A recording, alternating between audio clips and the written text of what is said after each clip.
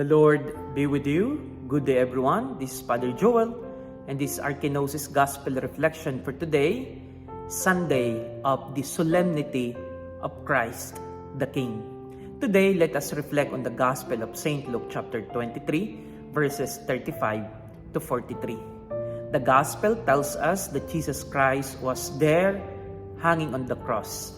He was being jeered and ridiculed by the people, especially by the Roman soldiers, when they said, "He has saved others, now let him save himself." And he was even crucified with the two criminals.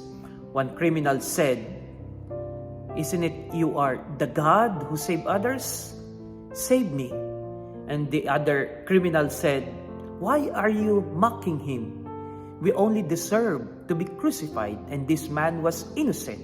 And so he said, "Lord, remember me when you come into your kingdom." And Jesus promised, "Today you will be with me in paradise." My dear sisters and brothers, it is the end of our liturgical calendar as we celebrate the triumph of Jesus Christ. If you follow the liturgical calendar, we start with Advent, and then we follow Jesus Christ in His ministry. The seemingly many accusations thrown to Jesus culminated on putting Him to death on the cross. It was uncalled for because only those people who have been criminals and doing evil on others would be deserving of such horrible death. But Jesus suffered on that. For what? For loving us. But He endured all of those because He knew that evil will not triumph.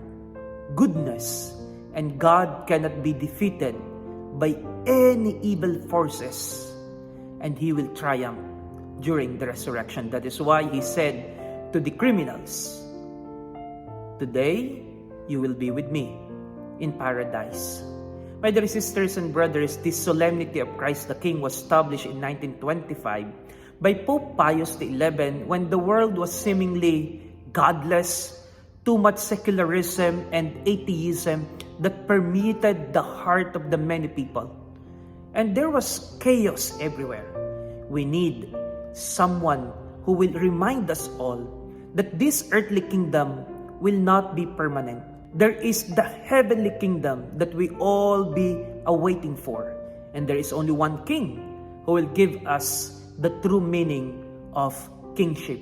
A king who loves, a king who is merciful, a king who is just, a king who will be truly the savior of his own people, a king who will always be listening, giving importance to the poor, to those who are being persecuted.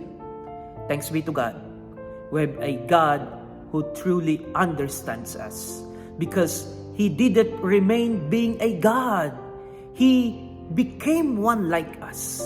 He emptied Himself.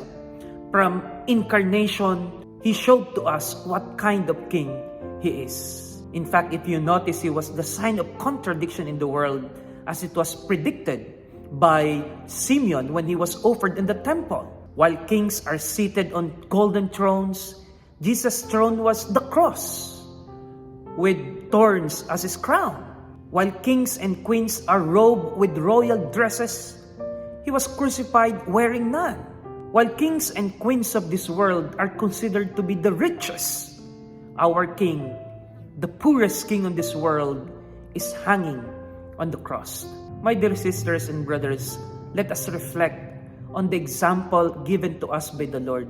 Let us not allow ourselves to be overpowered by the regime of evil and darkness, because in the end, we have a God who will be triumphant and will rule over all of us.